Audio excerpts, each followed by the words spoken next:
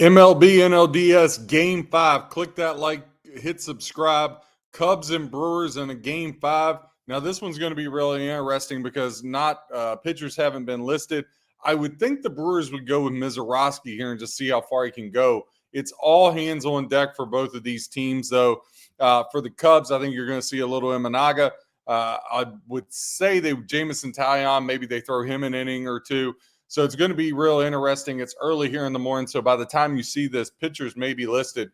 Cubs have been red hot, though, their last 10 games.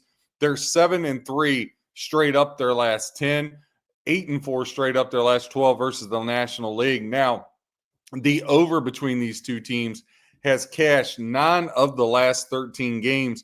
In Milwaukee at home, they've been really solid, 6-2 straight up the last 8 games at home. Right now, Milwaukee up to $1.44. The comeback plus 118 on the Cubs. Now, the handle on this is split 50-50. You're over under 7.5. 66% of bets, 65% of the handle going to the under. Again, a lot of times here we look to strikeout props, player props, stuff like that. First 5 innings, you can take the Cubs plus 148. The first inning has been the thing here. Really, the Cubs have jumped on. You can get plus first inning, or the Cubs for the first inning at plus 340 for that one. Another thing you could look at, Brewers total runs over under 3.5. Something that I love about FanDuel, they let you do alt totals. You saw the game last night. I think the game between Tigers and Mariners, which we were on the right side of, and all of our props hit, is I think you're going to see a similar game, kind of low scoring. Teams usually get tight in these elimination Game 5, Game 7 type things. But if you took the Brewers to get the 3 runs, so over 2.5 with the Cubs, over 1.5 here at FanDuel, you could do that and mix them with a game I absolutely love, which is Oregon money line. You could get that at plus 122. Again, just thinking the Brewers and the Cubs, 3-2 Brewers. Brewers got to get 3 runs, Cubs got to get the 2. That's something you could definitely look at.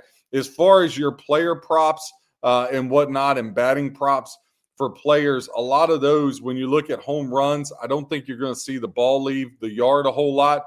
But you could get Contreras, the ex-Cub, 5.5 to 1. Ian Happ, same thing, 5.5 to 1.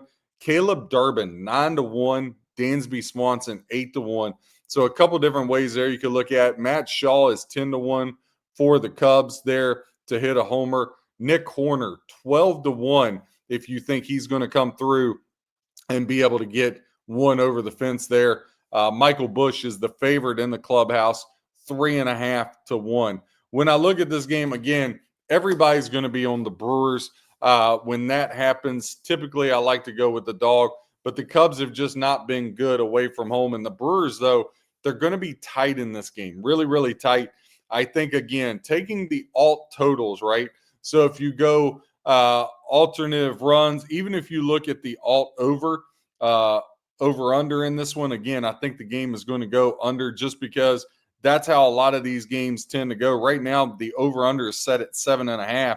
You could tick it up to under 9.5 minus 265 at FanDuel. Not saying you play that straight, but let's say you took under 9.5 in Milwaukee to get over 2.5 runs in that one. That would put you plus $1.18. So a couple different ways you can attack this and look at it. For me personally, I'm going to look to alt run line, the Brewers and the Cubs. Keep an eye on the pitching matchup here.